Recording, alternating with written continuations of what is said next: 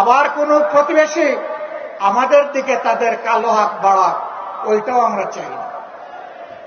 যদি কেউ আমাদের দিকে কালো হাত বাড়ায়, মহান আল্লাহর উপর ভরসা করে বলছি, সেই কালো হাত ভেঙে দেওয়া হবে ইনশাআল্লাহ। প্রিয় খুলনাবাসী, মনে হচ্ছে আরেকটি অনিবার্য বিপ্লবের জন্য প্রস্তুতি নিতে হবে। আপনারা কি সেই প্রস্তুতি নিতে রাজি আছেন?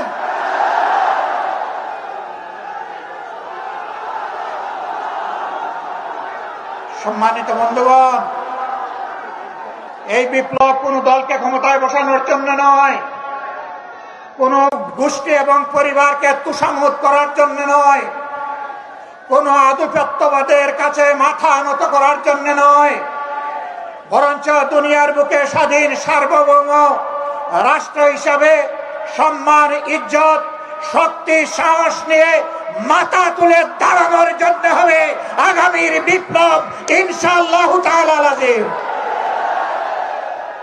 সেই অনিবার্য বিপ্লবের প্রস্তুতি নেওয়ার আহ্বান জানিয়ে একটি সুষম, দুর্নীতিমুক্ত, চাঁদাবাজ মুক্ত, দলীয় প্রভাব মুক্ত একটি মানবিক বাংলাদেশ গড়ার জন্য আমি যুব সমাজের প্রতি আরেকবার প্রাণ খুলে আহ্বান জানাচ্ছি। যুবকরা সব প্রস্তুত আছেন? এক মুরব্বীও হাত তুলেছেন। আমার ধারণা ওনার বয়স হবে 75 বছরের কাছাকাছি। মানে যুবকদেরকে তিনি জানিয়ে দিলেন, তোমরাই শুধু যুবক নও, জাতির প্রয়োজনে বয়স যাই হোক আমরাও যুবক। একসাথে আমরা লড়াই করব অন্যায়ের বিরুদ্ধে, আধিপত্যবাদের দূষরদের বিরুদ্ধে,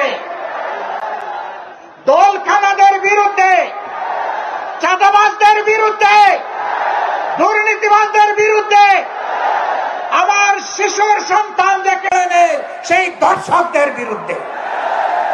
আল্লাহ হাফেজ। বাংলাদেশ জিন্দাবাদ। 11 দলীয় ঐক্য জিন্দাবাদ। খুলনাবাসী জিন্দাবাদ। আসসালামু আলাইকুম ওয়া রাহমাতুল্লাহ।